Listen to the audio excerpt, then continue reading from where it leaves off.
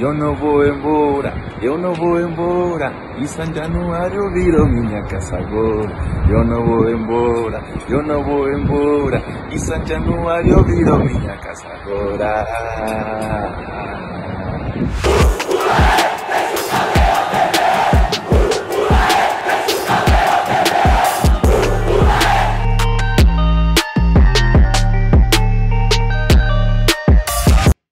Bom dia! Um bom dia gigante a todos vocês ligados no canal Atenção Vascaínos, nessa segunda-feira, dia 6 de julho de 2020.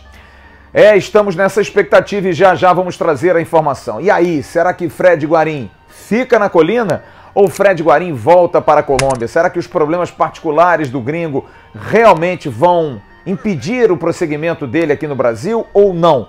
Ele vai aceitar a ajuda do Vasco, vai ficar aqui ao lado dos seus companheiros para poder permanecer ajudando por mais praticamente um ano e meio que tem de contrato com a equipe cruzmaltina. Já vamos falar desse assunto e de outros assuntos. Vamos abrir esse bom dia porque o Vasco aproveitou o final de semana para fazer prestação de contas. Você está vendo aí na tela a prestação de contas envolvendo a Batalha de Gigantes, que você tanto cobrava, lembra? Aquele desafio que teve o Ricardo Rocha do lado, teve o Donizete do outro, artistas, enfim, vascaínos participaram. O Vasco arrecadou R$ 7.850. Na mesma tela você está vendo aí a prestação também do jogo Palmeiras e Vasco, que foi transmitido pela TV Bandeirante e que teve a venda virtual. O Vasco vendeu 4.680 ingressos virtuais para essa partida e arrecadou R$ 74.396,18. No total foram arrecadados com esses dois eventos R$ 82.246,18.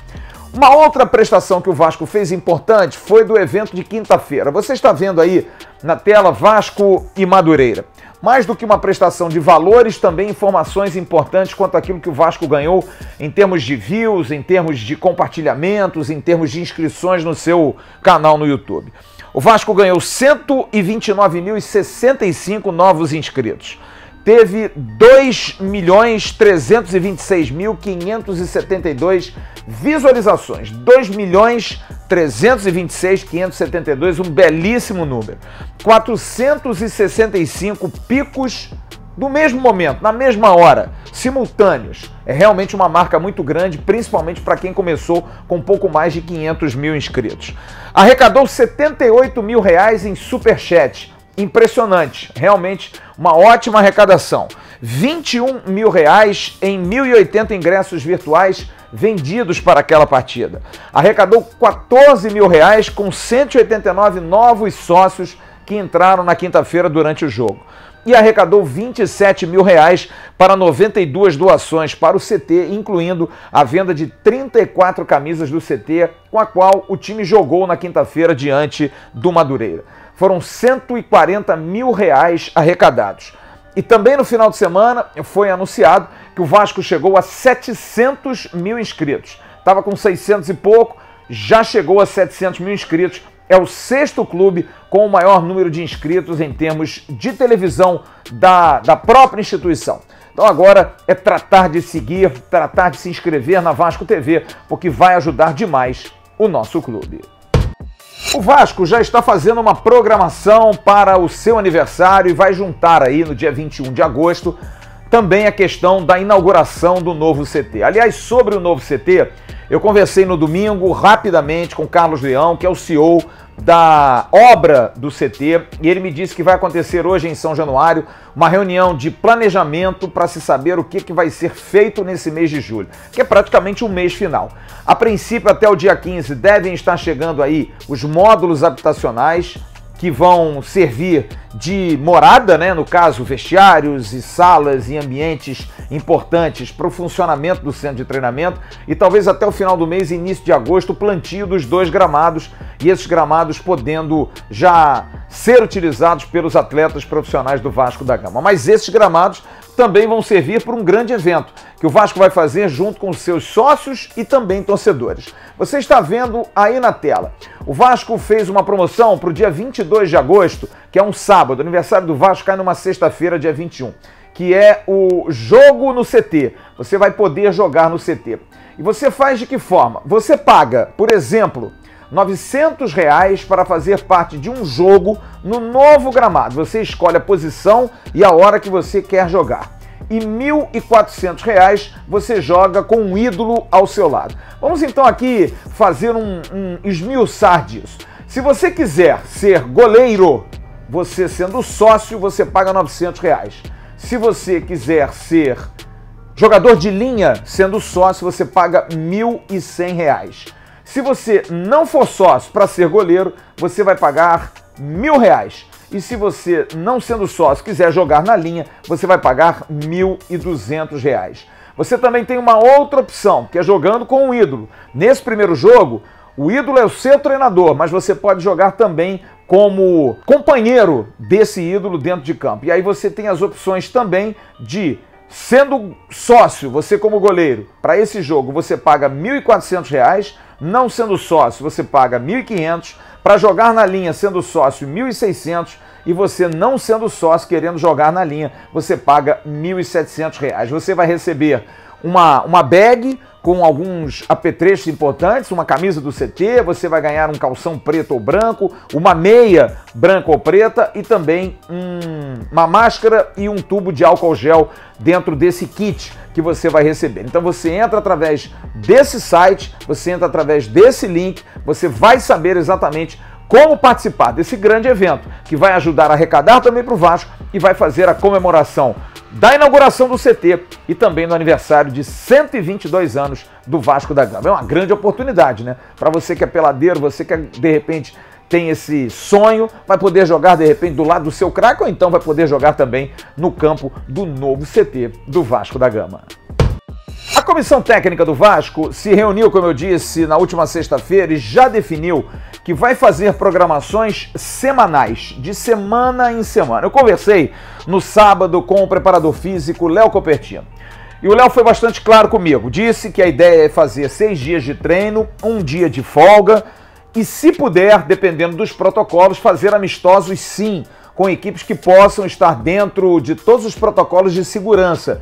Não dá para você pegar uma equipe que não se sabe se algum jogador está infectado ou não. Mas a ideia sim é ter nesse período, até a abertura do Campeonato Brasileiro, que a CBF confirmou, o presidente Rogério Caboclo deu uma entrevista nesse final de semana, de que o Campeonato Brasileiro começa no dia 9 de agosto, o Vasco vai a São Paulo enfrentar o Palmeiras. E aí, nesse caso, para poder preparar a equipe, a ideia é exatamente essa, de semana em semana, fazer os treinamentos 6 vezes, amistoso, que é fundamental, você ter aí pelo menos um amistoso por semana para que você possa manter a atividade. E eu perguntei ao Léo Copertino sobre aquela dúvida que a gente levantou, inclusive, depois do jogo de quinta-feira, no nosso pós-jogo.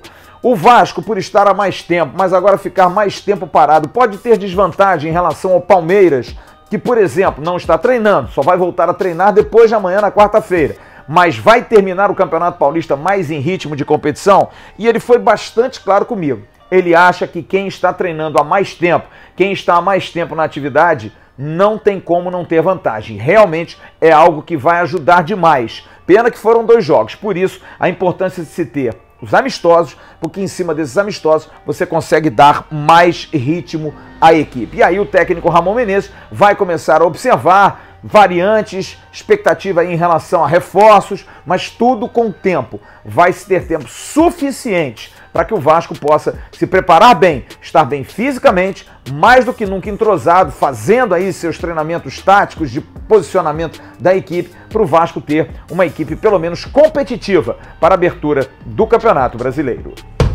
Bom, vamos então falar sobre aquilo que o torcedor do Vasco está numa grande expectativa, que é sobre Fred Guarim. Gente, eu quero deixar bem claro aqui para vocês que não é, pelo menos, nossa filosofia ficar levantando aqui falso testemunho, necessidade de dar a informação por dar. Se nós temos a informação, nós damos a informação. Sexta-feira nós demos no AVNews que haveria uma reunião na casa de Guarim para se conversar com Guarim sobre a sua situação e o que seria feito de futuro. A reunião aconteceu. Guarim recebeu as pessoas do Vasco e olha, o papo foi bastante produtivo.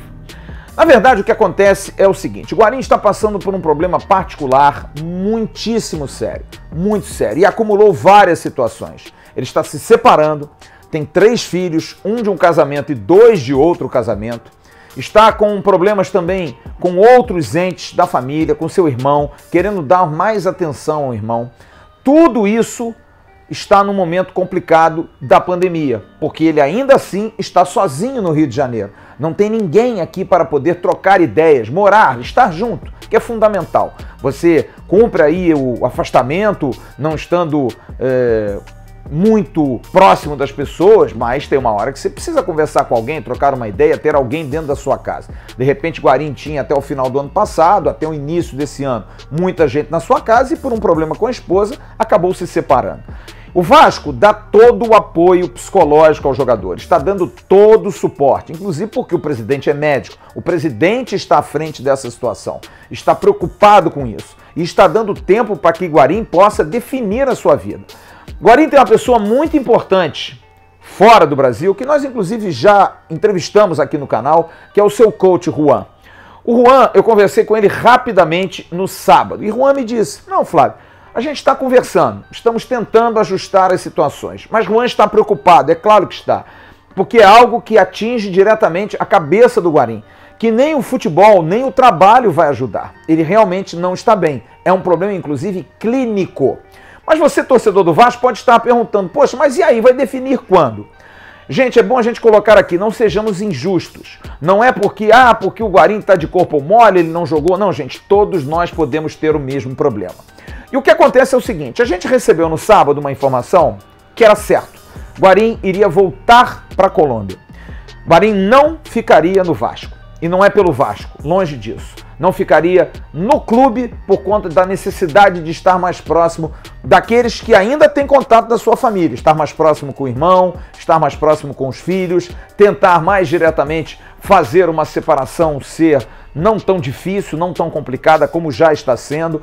Essa é uma informação preliminar. No entanto, as coisas evoluíram demais no final de semana e todos do departamento de futebol do Vasco estavam e estão incomunicáveis. Mandei centenas de mensagens para Mara André Mazuco, para José Luiz Moreira, para o presidente Alexandre Campelo, também para o empresário do jogador Marcelo Ferreira, e nenhum deles me deu nenhum tipo de resposta, nem posicionamento e nem tampouco visualizar as mensagens.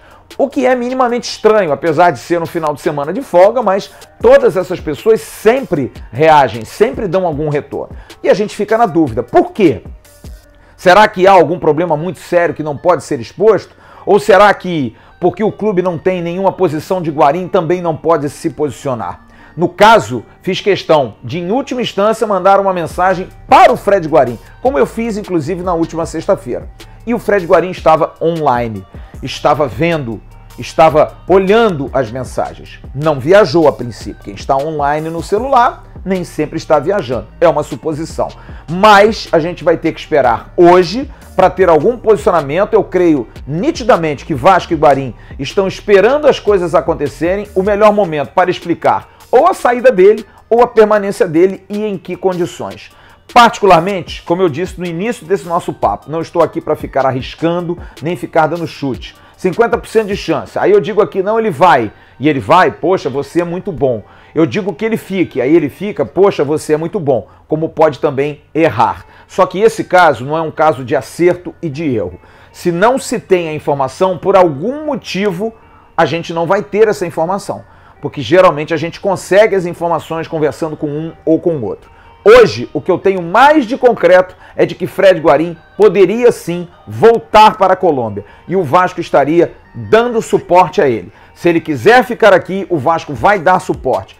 Suporte médico, suporte psicológico, suporte físico, enfim, suporte financeiro, tudo que for necessário. Mas se ele achar melhor realmente que tem que seguir sua vida na Colômbia, o Vasco não vai poder fazer nada e não quer fazer nada. Não é uma questão de lutar pelo jogador, não é uma questão de vamos deixar ele fazer e deixa pra lá. Não, não é isso. É respeitar a posição. Essa é uma definição que somente Fred Guarim vai ter. E hoje, como eu disse, particularmente, não há o porquê da gente ficar arriscando, porque a gente estaria brincando com a vida de uma pessoa, e que não é o nosso caso. Mas acho que Fred Guarim, muito difícil de permanecer no Vasco.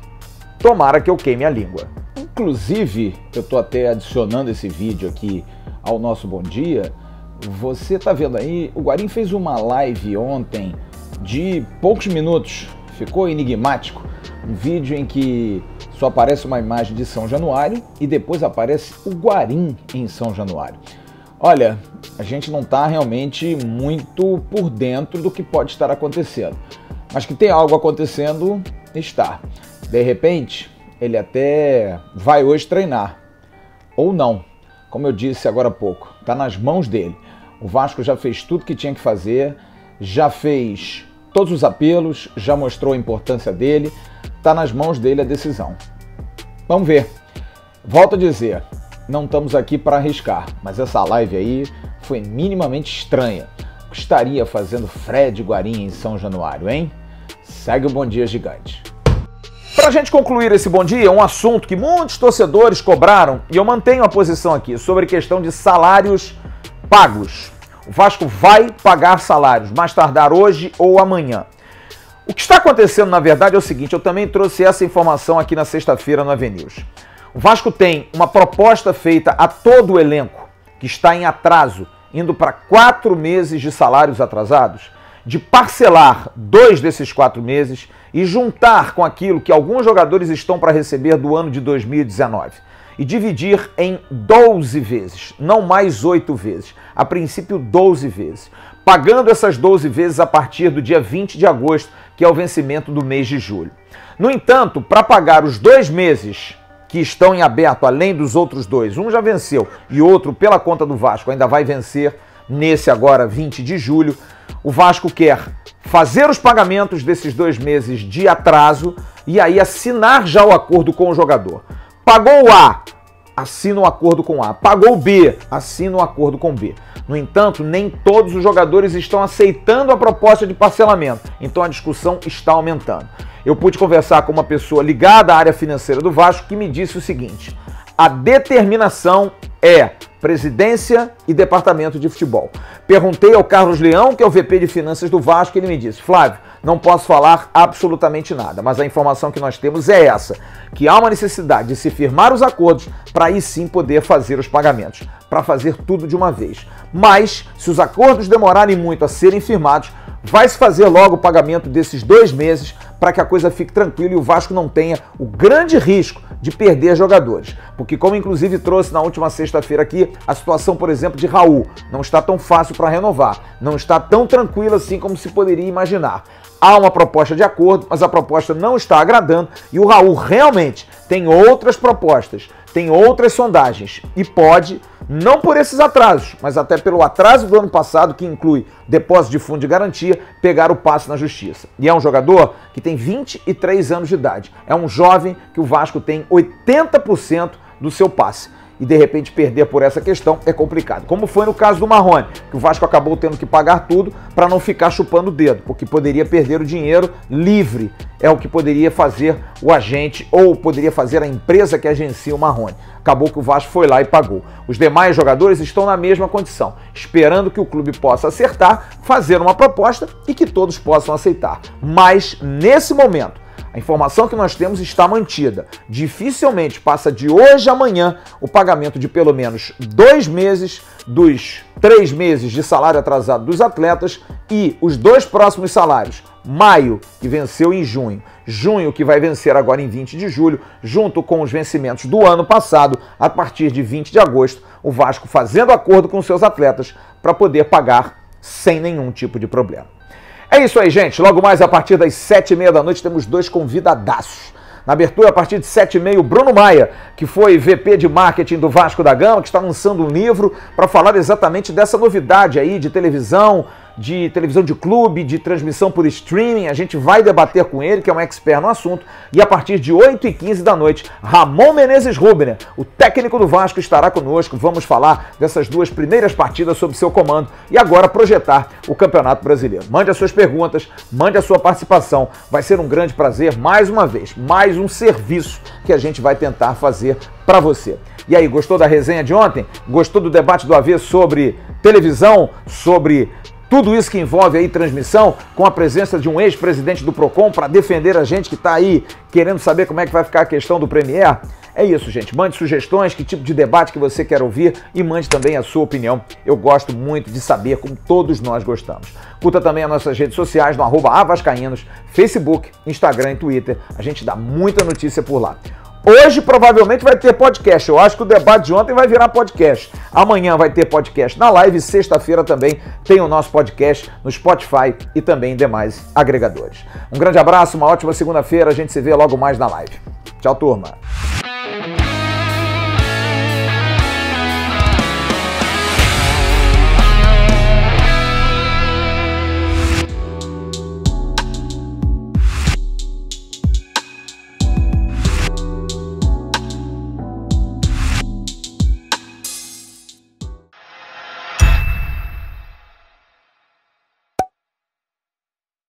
Atenção, vascaínos, ao Vasco nada! Tudo!